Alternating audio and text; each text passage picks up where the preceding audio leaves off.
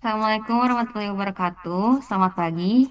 Hari ini kelompok kami akan mempresentasikan sebuah diskusi mendalam mengenai etika privasi di tempat kerja, khususnya terkait keputusan perusahaan yang ingin memasang keystroke monitoring atau perangkat lunak perekam ketikan, serta melakukan pemantauan email pribadi yang diakses melalui jaringan kantor. Sebagaimana ketentuan tugas, kami membagi diri menjadi dua tim. Untuk tim pertama, yaitu tim manajemen perusahaan yang mewakili kepentingan operasional, efisiensi, keamanan, dan tanggung jawab hukum perusahaan.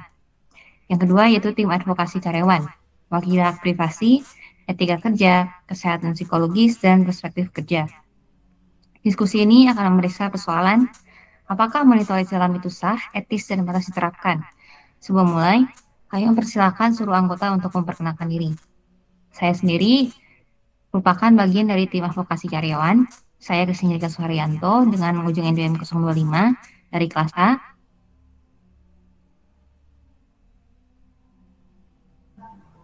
Baik, izin memperkenalkan diri, nama saya Rizky Ramadhani dari dengan ujung NPM 016 dari kelas A menjadi bagian dari tim manajemen. Baik, izin masuk. Perkenalkan nama saya Naila Kurota Aini dengan ujung NPM 043 dari kelas B sebagai tim advokasi. Baik, terima kasih. Mari masuk ke latar belakang kasus. Perusahaan berencana menerapkan dua bentuk monitoring. Ya, yang pertama yaitu keystroke logging yang merekam setiap ketikan karyawan pada perangkat kerja, termasuk aplikasi, situs web, bahkan mengetikan draft yang tidak jadi dikirim.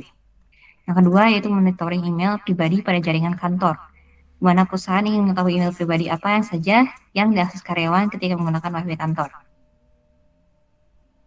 Rasionalnya, hal ini akan meningkatkan produktivitas, mencegah pelanggaran aturan, deteksi ancaman keamanan siber, dan melindungi perusahaan dari potensi tuntutan hukum. Namun kebijakan ini menimbulkan keberatan dari karyawan yang menilai hal tersebut melanggar privasi, memicu distrust, dan bisa dianggap sebagai bentuk over surveillance. Sekarang kita mulai dari tim manajemen. Baik, terima kasih moderator. Izinkan saya sebagai bagian dari manajemen menyampaikan pandangan kami terkait rencana perusahaan untuk menerapkan keystroke monitoring dan pemantauan email yang diakses melalui jaringan kantor. Kami memahami bahwa topik ini sensitif dan melibatkan isu etika, keamanan, dan kepercayaan. Namun, saya ingin menjelaskan secara komprehensif mengapa kebijakan ini perlu dipertimbangkan secara serius. Pertama, kita melihat dari sisi produktivitas dan efisiensi kerja. Sebagaimana kita semua tahu, perusahaan telah menginvestasikan biaya yang sangat besar untuk perangkat kerja, mulai dari laptop, server, VPN, hingga lisensi software yang harganya tidak murah. Namun, fakta di lapangan, baik berdasarkan riset maupun pengalaman internal, menunjukkan bahwa 30-40% waktu kerja seringkali teralihkan pada aktivitas non-pekerjaan. Lalu akses media sosial pada jam kerja cukup tinggi dan ada kasus penggunaan fasilitas kantor untuk pekerjaan sampingan. Sebagai manajemen, kami tidak bisa menutup mata terhadap realitas ini. Keystroke monitoring bukan ditujukan untuk memata-matai, melainkan memberikan gambaran objektif tentang pola kerja. Dari data keystroke, kita dapat melihat berapa lama waktu yang dibutuhkan untuk menyelesaikan laporan, seberapa cepat karyawan merespon email internal, berapa lama komputer dalam kondisi idle, dan apakah workflow yang diterapkan perusahaan sudah efisien atau justru menghambat. Penting untuk menekankan bahwa ini bukan untuk menghukum karyawan, melainkan untuk mengidentifikasi hambatan kerja. Misalnya, jika seorang karyawan terlihat lambat menyelesaikan tugas, bukan berarti ia malas atau bisa jadi sistemnya lambat. Sistem software ini sering crash atau beban kerjanya terlalu berat. Dengan data akurat, perusahaan dapat membuat keputusan yang lebih adil dan tepat. Berikutnya, kami perlu berbicara dari perspektif kepatuhan hukum. Perusahaan memiliki tanggung jawab hukum untuk memastikan bahwa tidak ada pelecehan yang terjadi melalui email kantor, tidak ada penyebaran rumor atau fitnah dari platform komunikasi internal, tidak ada kecurangan seperti pemalsuan dokumen, dan tidak ada penyalahgunaan akses teknologi perusahaan. Jika suatu hari terjadi insiden tanpa monitoring, perusahaan akan sulit membuktikan apa yang sebenarnya terjadi. Dan ironisnya, Ketiadaan bukti justru dapat membuat perusahaan dianggap lalai. Di berbagai industri seperti perbankan, kesehatan, dan teknologi finansial, pemantauan digital bukan hanya opsional tetapi wajib. Contoh paling nyata adalah peraturan anti-insider trading di lembaga keuangan yang mengharuskan setiap aktivitas digital karyawan terekam secara jelas. Kisrok monitoring ini menjadi bagian dari audit trail, sebuah jejak digital yang diperlukan agar perusahaan dapat bertindak cepat dan akurat jika muncul dugaan pelanggaran. Topik ketiga yang ingin saya sampaikan adalah keamanan cyber. Ancaman cyber saat ini semakin kompleks dan sering bermula dari hal sederhana, seperti seseorang tanpa sengaja mengklik link phishing, seseorang mengetikkan password ke situs palsu, juga seseorang menyalin data rahasia dan mengirimkannya melalui email pribadi. Keystroke Logger dapat membantu mendeteksi pola mencurigakan seperti repeat login attempt, percobaan bypass firewall, penggunaan aplikasi ilegal, script yang tidak wajar, atau transfer data besar ke media eksternal. Kita perlu memahami bahwa kebocoran data berskala besar bukan hanya datang dari hacker luar, tetapi juga dari orang dalam perusahaan. Dalam beberapa kasus di luar negeri, perusahaan bahkan merugi jutaan dolar karena seorang karyawan menyalin data rahasia tanpa sepengetahuan manajemen. Tanpa monitoring, perusahaan baru menyadari kerusakan ketika semuanya terlambat. Poin terakhir berasal dari sudut pandang hak perusahaan atas asetnya. Ketika perusahaan meminjamkan laptop dan memberikan akses jaringan internet, perangkat tersebut tetap merupakan aset perusahaan. Dengan demikian, perusahaan memiliki hak sekaligus tanggung jawab untuk mengatur perusahaannya. Saya tekankan kembali, kebijakan monitoring bukan berarti perusahaan ingin mengintai kehidupan pribadi karyawan. Kami justru ingin memastikan bahwa perangkat kerja digunakan untuk tujuan kerja, tidak ada pelanggaran keamanan, dan tidak ada penyalahgunaan fasilitas yang dapat merugikan perusahaan maupun karyawan lainnya. Selain itu, manajemen sangat memahami bahwa monitoring harus dilakukan secara etis dan proporsional. Karena itu, perusahaan siap menerapkan batasan-batasan jelas seperti monitoring hanya dilakukan pada jam kerja, hanya pada platform yang berhubungan dengan pekerjaan, tidak mengakses atau merekam password pribadi, tidak membaca isi email pribadi, kecuali metadata penggunaan jaringan untuk kebutuhan keamanan. Jadi tujuan kami bukan untuk menyerang privasi karyawan, tetapi menjaga keamanan, produktivitas, dan keberlanjutan perusahaan. Mungkin itu saya kembalikan pada moderator. Ya, baik. Terima kasih atas tim manajemen sudah memaparkan argumentasinya. Selanjutnya kami persilakan untuk tim advokasi untuk memaparkan argumentasi yang lain. Baik, terima kasih kepada moderator yang telah memberikan kami kesempatan. Kami selaku tim advokasi akan memaparkan tentang dampak psikologis dan budaya ketidakpercayaan. Nah, dari perspektif karyawan, monitoring seperti ini tuh ini hanya terasa seperti diperlakukan sebagai tersangka. Ketika setiap ketikan direkam, bahkan draft yang belum dikirim itu menciptakan lingkungan kerja yang penuh tekanan. Banyak riset yang menunjukkan bahwasannya karyawan yang hanya merasa diawasi secara berlebihan mengalami penurunan kreativitas. Kemudian riset juga menunjukkan bahwa kecemasan meningkat, burnout lebih cepat, hingga hubungan manajemen karyawan dapat memburuk.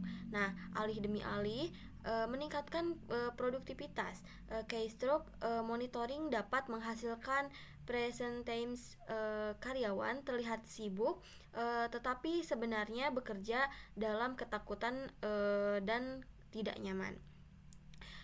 Itu mungkin yang tim advokasi sampaikan mengenai dampak psikologis dan budaya ketidakpercayaan. Saya kembalikan ke moderator. Baik, selanjutnya untuk sebagai tim advokasi saya akan membahas tentang privasi dan kerentanan data sensitif. Di mana keystroke logging itu sifatnya menyeluruh, di mana tidak bisa memilih mana yang ketikan kerja dan mana yang bukan. Apapun yang diketik merupakan password email pribadi, transaksi bank, informasi kesehatan, ucapan keluarga, bahkan catatan pribadi. Semua hal itu dapat direkam. Padahal ini bukan hak perusahaan untuk mengetahuinya. Nah, resikonya itu sangat besar. Terdapat kebocoran data, penyalahgunaan, atau akses tidak sah oleh pihak internal maupun eksternal. Bahkan jika manajemen berniat baik, tidak ada jaminan bahwa 100% data yang Anda rekam itu aman. Masalah privasi bukan soal apa yang harus dilakukan perusahaan, tapi apa yang bisa dilakukan perusahaan kita ketika memiliki data sebanyak itu. Baik, selanjutnya akan saya serahkan kembali kepada rekan saya. Baik, untuk dari tim advokasi saya sendiri, pemantauan email pribadi adalah pelanggaran yang serius. Nah, kami menolak keras bahwa monitoring email pribadi karena email personal ini bukan bagian dari dominan perusahaan. Nah, mengaksesnya sama saja seperti membaca pesan WhatsApp atau DM seseorang, yaitu wilayah privat.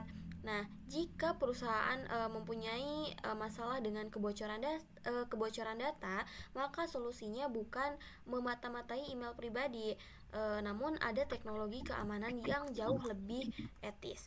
Nah, seperti DLP atau Data Loss Prevention, kemudian pembatasan upload file, kemudian IDS atau IPS, kemudian enkripsi hingga segmentasi jaringan. Nah, hal tersebut memantau isi email pribadi merupakan sebuah langkah ekstrim dan tidak proporsional. Saya kembalikan ke tim advokasi selanjutnya. Baik, selanjutnya saya akan membahas tentang etika transparansi dan prinsip keadilan.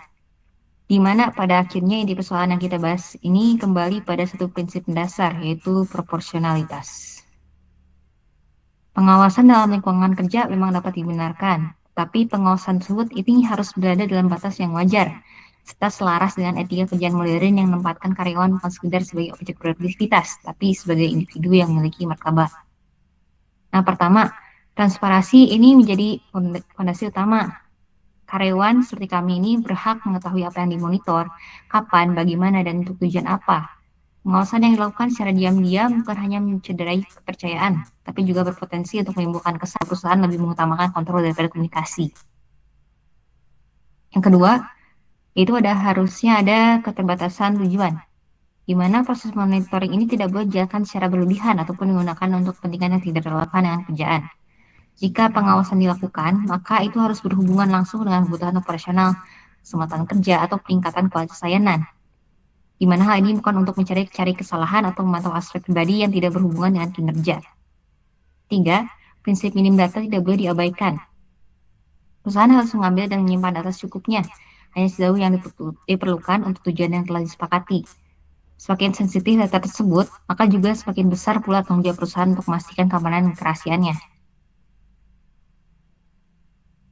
4. Kita tidak boleh melupakan aspek yang sering terabaikan, yaitu penghormatan terhadap kemartabat karyawan. Pengawasan yang terlalu ketat itu terlalu invasif atau menimbulkan tekanan psikologis, rasa tidak nyaman, dan pada akhirnya menghambat produktivitas itu sendiri.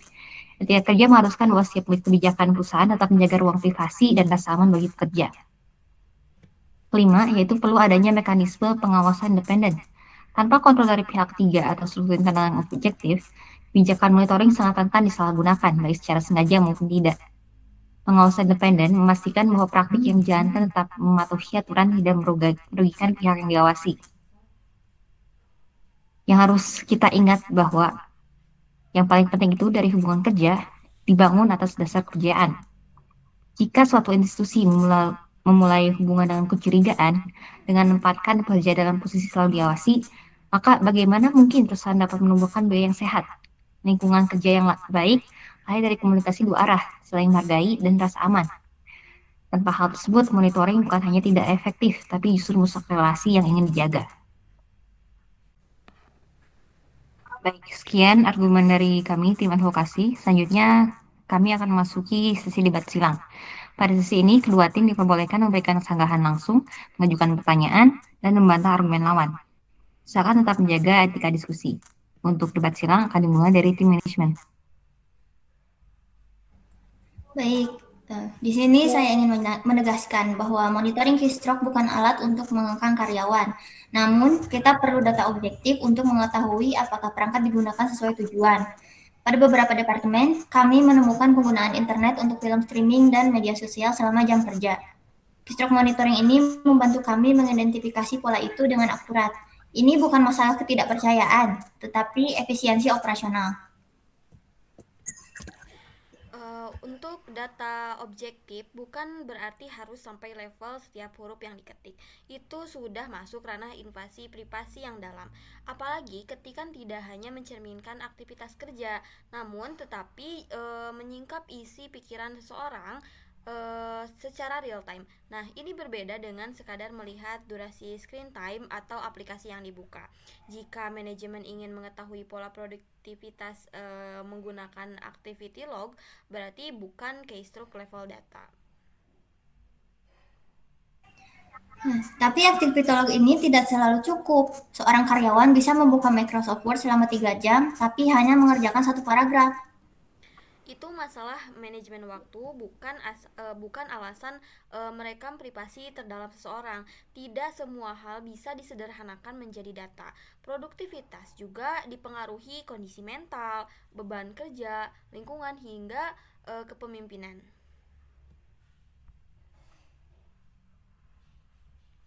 Baik, terima kasih atas pemaparannya dari kedua tim. Selanjutnya, tim manajemen dipersilakan untuk membuka topik baru.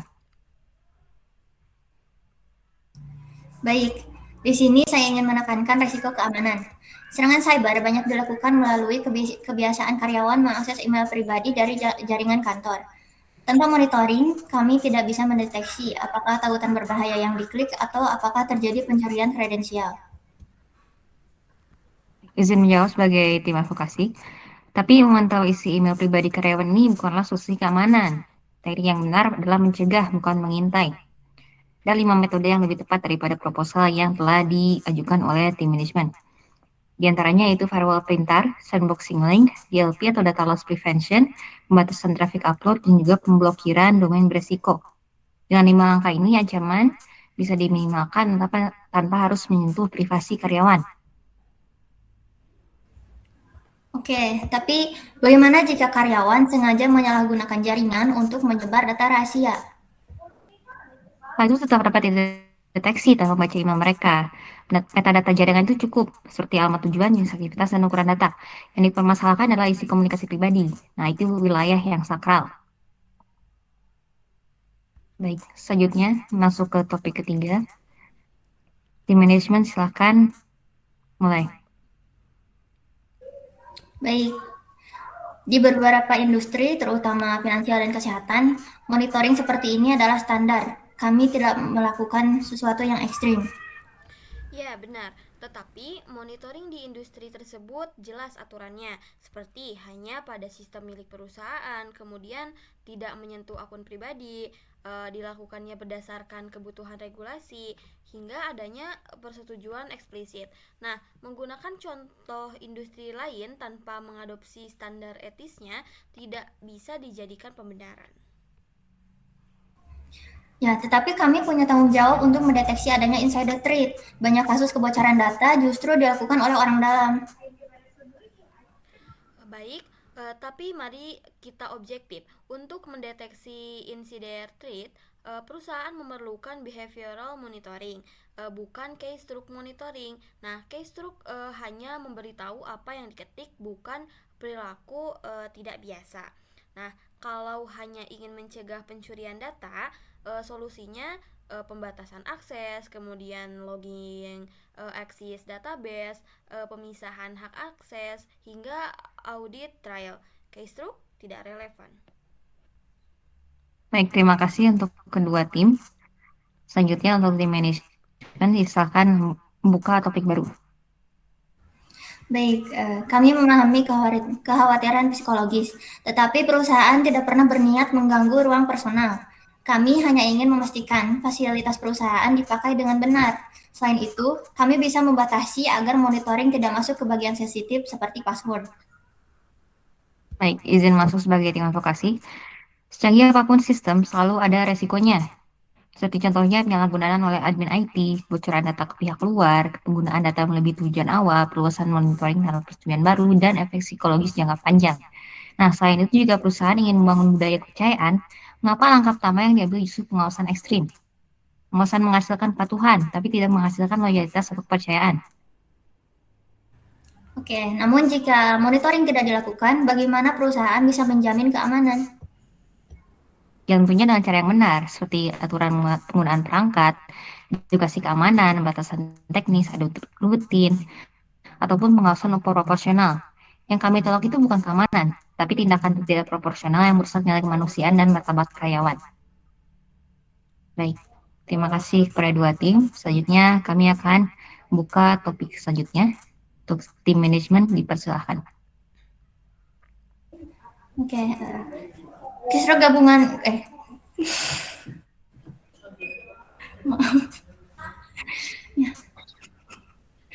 Oke, Kisru Logger ini memberikan data granular yang membantu perusahaan merancang kebijakan yang lebih efektif. Misalnya mengetahui kapan pekerjaan melambat, apakah terjadi bottleneck, atau apakah sistem mengalami lag.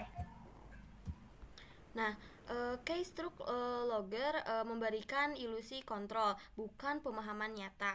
Data granular bukan berarti data yang bermakna. Perusahaan bisa menggunakan user experience analysis, kemudian sistem performance monitoring, employee feedback, kemudian observasi proses kerja.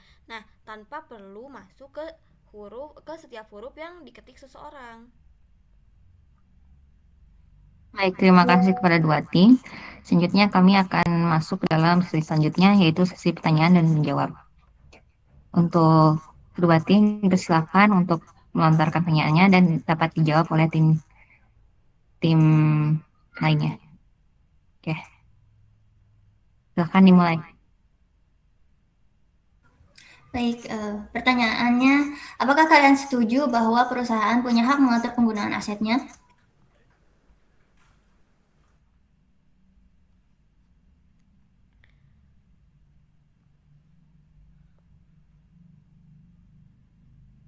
Ya, tetapi hak tersebut tidak otomatis menghapus hak privasi karyawan.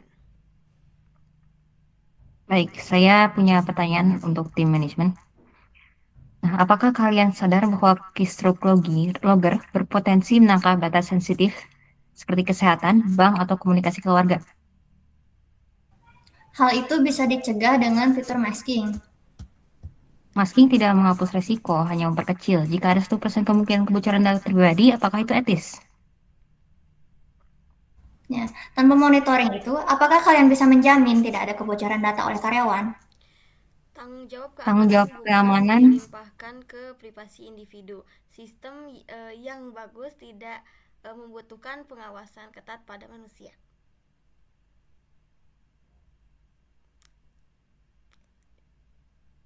Baik, sebagai untuk sesi tanya jawab sudah selesai. Untuk kedua tim, apakah dari diskusi yang ini apakah ada pendapat yang perlu disampaikan? Oke, di sini kami melihat ada ruang kompromi. Betul, kami tidak menolak monitoring total, hanya yang berlebihan. Ya, baik. Kita sudah melihat debat panjang dari kedua tim, argumentasi keras dan sagaran dan upaya menemukan titik tengah.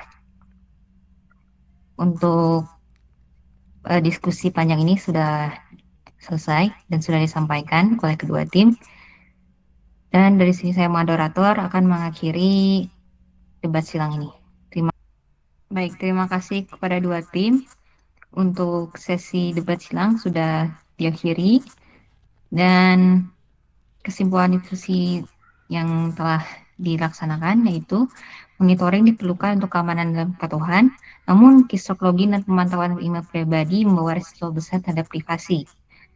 Nah, monitoring email kantor ini dibenarkan, tapi email pribadi harus dikecualikan. Keystroke monitoring hanya boleh dilakukan dengan batasan teknis yang jelas, tidak merekam data sensitif, audit independen, serta pemberitahuan kepada karyawan.